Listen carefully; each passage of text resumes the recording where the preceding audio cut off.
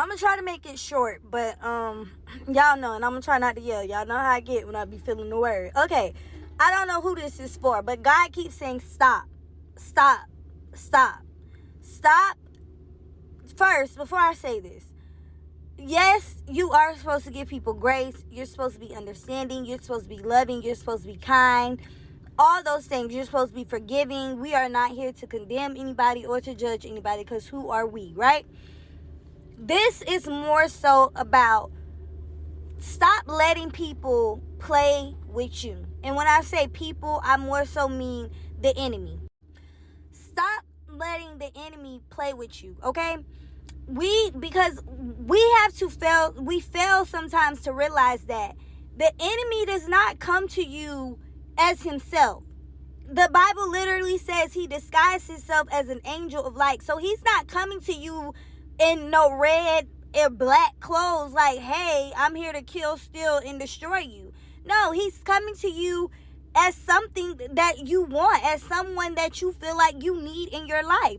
So for instance, if you're always like, oh, I just want a good friend, okay, he's gonna send that good friend, but then that good friend is talking to you. Next thing you know, you dibbling and dabbling in witchcraft or whatever. Like, stop letting these people come in your life. You don't test the spirit. We have to be mindful of the spirit of where people are operating from. We have to be mindful of that, of where people are operating from. We can't just welcome any and everybody into your life, especially when you are following God and you are fulfilling the assignments that he's giving you for the purpose of his kingdom. You cannot just welcome everybody into your life and feel like, oh, this person is for me. God sent this person. The enemy sends people too. We be acting like the enemy is, if it doesn't come in a demonic form or something of that nature, it's not the enemy. And then you'll sit up there and know that this person is not for you, that this person does not have good intentions. I'm yelling, let me calm down. You will know that this person will show you characteristics that are not of God. And you will still sit there and be like, oh, well, we have to give grace. Well, we have to pray for them. Give it from a distance. Pray for them from a distance. Stop letting people, you cannot let everybody into your circle. You cannot let everybody into your home. You cannot let everybody around your children. You cannot let everybody into your dreams and into your visions and the plans and the things that God has told you. You cannot let everybody into that.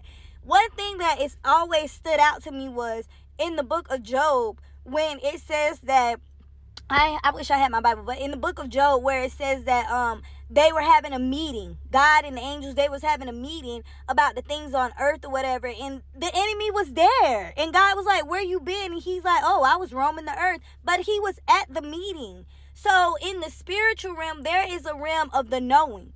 Everything there, the enemy knows. That's why when you go to these psychics and these mediums and tarot card readers or these false prophets, they'll tell you things such as like, oh, well, I saw that your grandma had on a blue shirt at her funeral and all this stuff. That is in the spirit of knowing. They're not telling you anything that's not untrue, but you have to test the spirit of where it's coming from. Stop letting people into your circle. I don't know who it's for, but you need to stop letting people into your circle. You cannot trust everybody. You cannot believe everything that comes out of everybody's mouth. And yes, we're supposed to see people for who God created them to be, but you see them for who he created them to be from a distance, because people operate in witchcraft. The enemy literally will send somebody in your life to attack you. That he will send somebody in your life to steal time from you. Next thing you know, 7 years later, you in the same spot because you done got in this relationship with this person who never meant any type of good for you, who never had intentions on prospering, helping you prosper and pushing you further into your relationship with God and helping you fulfill the assignments that God has given you. They never had those intentions, and now 7 years later, you still in the same spot that you were when those people came into your life. When you realize, okay, I've been around this person for X amount of time and they haven't did anything to help you become deeper with God, to help you become further in your relationship with God. They haven't done anything to elevate you when it comes to you and God. They haven't done anything to elevate you just as a better person, encourage you to work out, eat better, talk to your kids better, pray in the morning. They haven't done anything, and you feel like that God sent them in your life. Come on. We got to be for real. We got to be more serious.